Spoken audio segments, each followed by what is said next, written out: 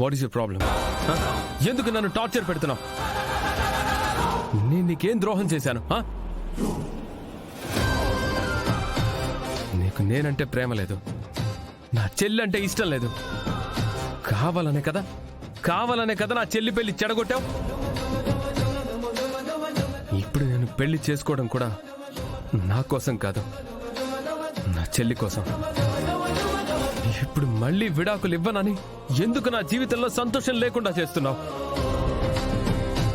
మేము అక్కర్లేనప్పుడు మమ్మల్ని వదిలేయచ్చు కదా. అక్కర్లేదని నేను అనుకోవట్లేదు బావా. నువ్వు నా భర్తవి, తను నా అత్తయ్య, ఊరి నా మరదలు. ఇది నా కుటుంబం బావా. నేనెందుకు విడాకులు ఇవ్వాలి?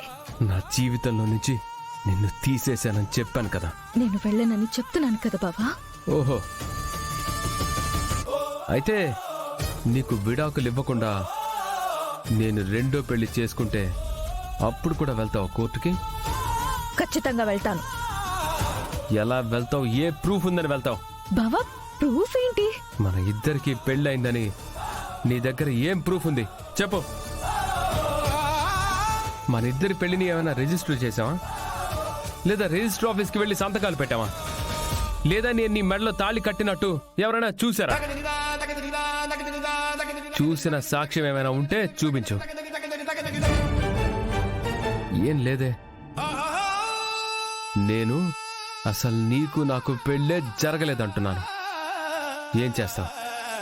ఏం ప్రూఫ్ ఉంది నీ దగ్గర చెప్పు. ఏ ప్రూఫ్ ఉంది నీ దగ్గర? నా మీద కేసు పెట్టడానికి, నన్ను కోర్టుకు లాగడానికి?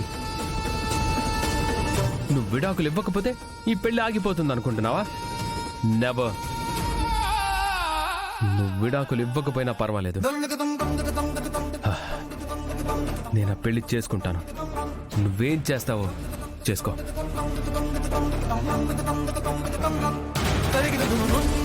బావా, బావా, ఇది నిజంగా అన్యాయం బావా.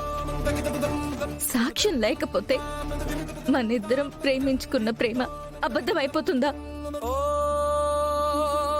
భార్యాభర్తల్లా కలిసి సంతోషంగా గడిపిన రోజులు అబద్ధం అయిపోతాయా?